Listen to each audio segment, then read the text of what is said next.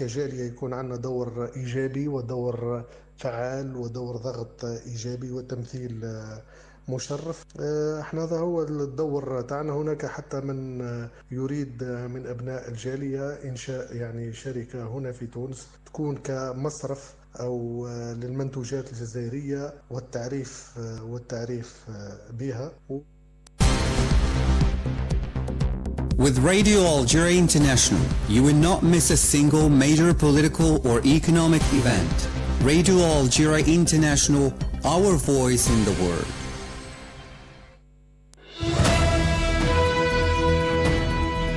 This is the English service of Radio Algeria International. It's time for the news. Algeria has officially joined the African Green Hydrogen Alliance during the African Global Hydrogen Summit held in Namibia. Algeria has condemned the Zionist attack on the Qatari capital Doha, describing it as a dangerous and illegal act that adds to the continuous series of Israel's violations of international law. And the UN Security Council has condemned the Israeli occupying forces' strikes on Qatar and called for an immediate ceasefire in Gaza.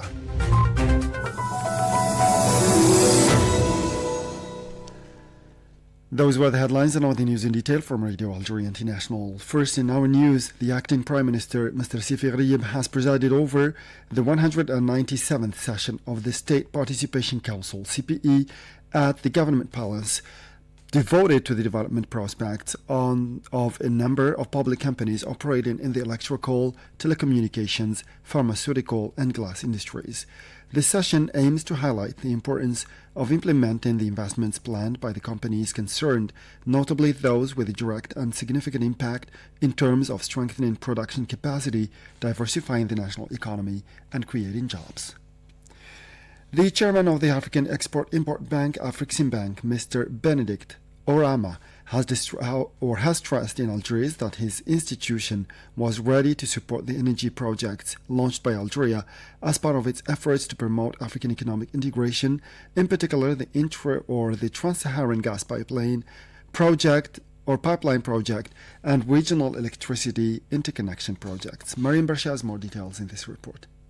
Mr. Orama made the statement during a meeting with the Minister of State, Minister of Energy, Mines and Renewable Energies, Mr. Mohamed Arqab, to discuss opportunities for bilateral cooperation. During the meeting, the President of Afreximbank thanked Algeria and the President of the Republic, Mr. Abdelmajid Tebboune, for the smooth organization and success of the 4th edition of the Intra-African Trade Fair, IITF, stressing that Algeria's organization of the event reflects its central role in promoting economic growth in Africa and opening up new opportunities for cooperation and partnership in various fields. The meeting focused on ways to strengthen cooperation between companies in the sector and Afreximbank particularly in priority areas such as support for intra-African trade, support and financing for energy projects, marketing of African products, and support for regional integration projects. Cooperation with Sonatrach Group and projects to develop the energy and mining industry in Africa were also discussed. Mr. Arqab, for his part, highlighted the importance of strengthening intra-African cooperation on sustainable energy production,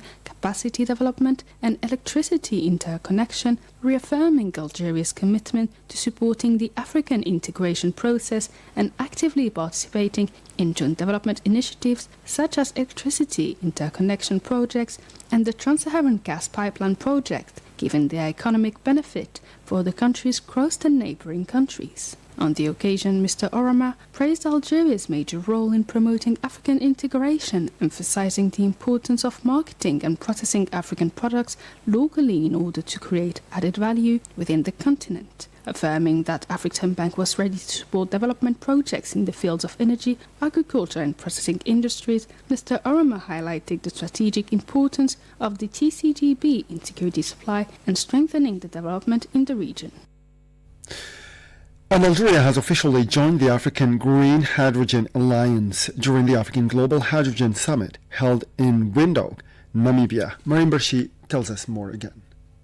Algeria's membership in the African Alliance is part of the implementation of the National Hydrogen Development Strategy, notably in terms of strengthening international partnership and cooperation in this field. The integration also represents a strong message of unity and continental ambition in favor of the development of renewable energies and green hydrogen across the continent, as well as an important step in Algeria's strategy for energy transition and diversification of the national economy. Algeria aims to capitalize on its enormous potential in renewable energies to become a major player in the global green hydrogen market. The aim is also to enable Algeria to strengthen its role in inter-African cooperation in green hydrogen, to exchange experiences, expertise and cutting-edge technologies with member states, to participate in training and capacity building programs, and to access financing and investment opportunities in green hydrogen projects across the continent. Speaking at the summit, Algeria's ambassador to Namibia,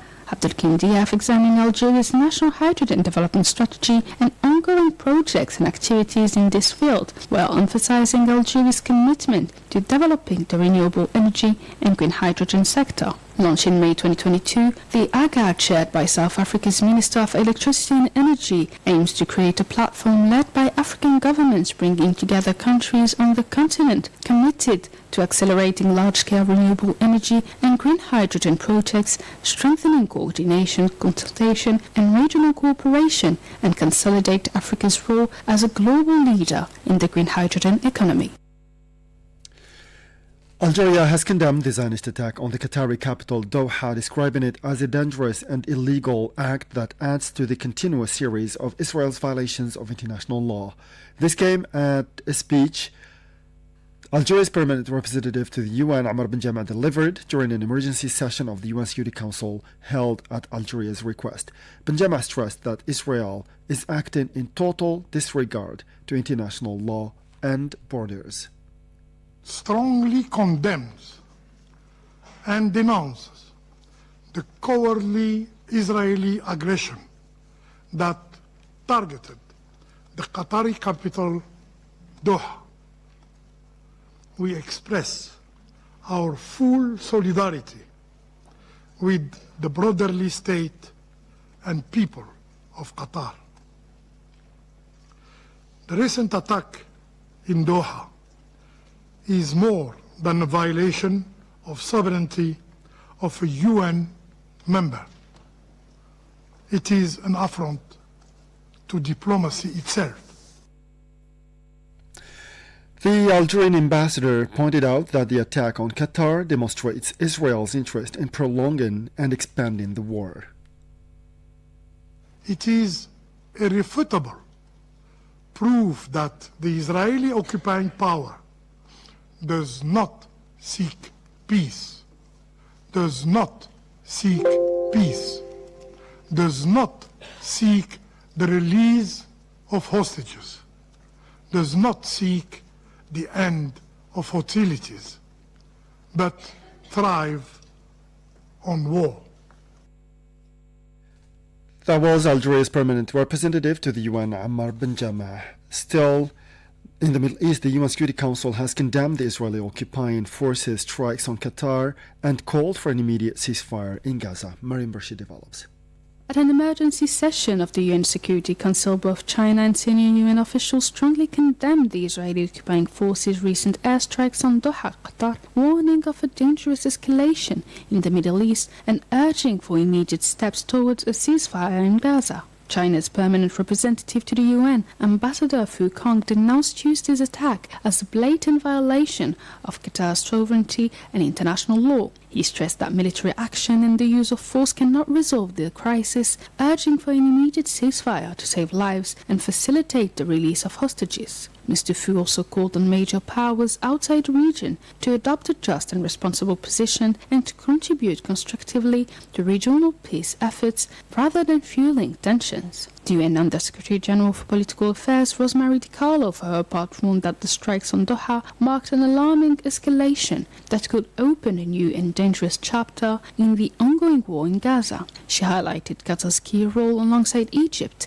and the United States in mediation efforts to secure a ceasefire and cautioned that the attack undermined fragile negotiations. DiCarlo highlighted the urgency of preserving diplomatic channels, noting that actions that weaken mediation only erode trust in the mechanisms essential for conflict resolution. Both China and the UN reaffirmed their support for immediate humanitarian access in Gaza and pressed the Security Council to take concrete measures to halt the violence and prevent further regional destabilization. And the European Parliament has approved a resolution calling on the European Union member states to consider recognizing the State of Palestine in order to achieve the two-state solution. The EU Assembly voted in favor of a non-binding resolution which was approved by the centrist majority groups. The resolution was approved by 305 votes to 151 with 122 abstentions. At least 36 Palestinians have been killed and others injured since dawn today as Israeli occupation forces continued their bombardment across the Gaza Strip. Medical sources reported that 14 civilians were killed in one of the deadliest Israeli airstrikes against a house in the Al Tumam area north of Gaza City. The ongoing Israeli aggression on Gaza since October 2023 has so far resulted in at least 64,718 documented Palestinian fatalities, with over 163,850 others injured. Meanwhile, the United Nations Children's Fund said that child malnutrition rates in the Gaza Strip are rising at an alarming pace, with the latest data showing unprecedented levels of severe acute malnutrition among children screened in August. In another development, Russia's foreign ministry renewed its call for an immediate halt to Israel's assault on Gaza and for urgent humanitarian aid to be allowed into the besieged enclave. In a statement, the ministry warned that the Israeli attack on Gaza will have consequences for the security of the Middle East region, urging Israel to stop aggressive actions that fuel a cycle of violence. And the death toll from Israeli airstrikes on Yemen's capital Sana'a and Al Jawf province on Wednesday has risen to 46, with 165 injured, according to the health ministry. The victims include 11 women and 5 children, while 29 other women and 31 children are among the injured. The ministry said in a statement, adding that many of the injured are in critical condition. In response, the Houthi group said that there were no missile launchers in the media headquarters and civilian locations. It accused Israel of targeting civilian facilities and residential areas. The Houthi group vowed to continue attacks on Israel in retaliation and to press for the end of the war and blockade on the Palestinian people in Gaza. And a panel of 5 members of the Brazilian Supreme Court has rendered a guilty verdict to former President Jair Bolsonaro for leading a criminal conspiracy to overturn the 2022 elections. The decision was not unanimous, with one Justice, Luis Flux, appointed to the High Court by current President Luis Ignacio Lula da Silva, dissenting. 7 of the former president's advisors, past and current military officers, were also found guilty. Bolsonaro, the populist right-wing former army captain, will likely appeal the decision to the full 11-member Supreme Court that will delay resolution to a wrenching time in Brazil's democratic politics and further divide the country. And at least 51 people have been killed during violent anti-corruption protests in Nepal this week, and thousands of prisoners who escaped during the chaos remain on the run, according to police, as the country's former Chief Justice Suhila Karpki appears set to be appointed interim prime minister. Police spokesperson Mirad Girmin said that those killed so far this week included 21 protesters, 9 prisoners, 3 police officers, and 18 others. Without elaborating, another 1,300 people were injured as police fought to control crowds. On Thursday, protesters set the parliament ablaze. KP Sharma Oli resigned as prime minister, and the army then took charge of the streets.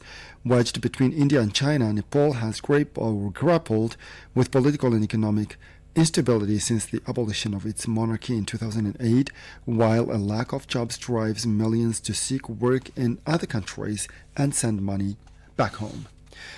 And with this, we come to the end of this news bulletin. Time now for weekly programs. Bringing together African companies and allow them to establish partnerships and conclude deals was one of the main objectives of the 4th edition of the Intra-African Trade Fair, IATF 2025, which wound up 2 days ago here in Algiers. To delve into this subject, our colleague Asya Bakar interviewed the Director of Foreign Promotion at Cameroon's Investment Promotion Agency, Ms. Dubala or Mr. Hamidubala Abunu. And this program will be followed by another one on the city of Miliana, compiled and presented by our colleague Hannah Dalil. So we leave you with these two programs, and we meet you again tomorrow for a fresh edition of our news bulletin in English. Thank you for being with us, and stay tuned.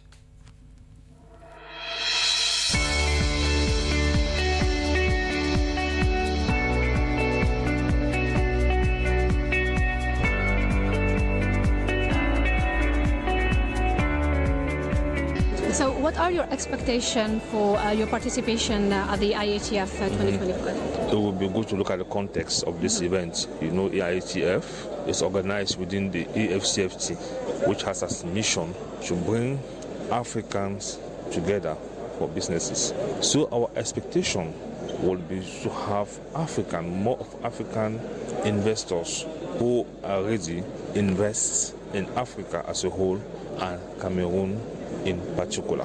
What do you think that was or is currently hindering a strong investment from African companies in African countries? Yes, some of the issues, there are various issues.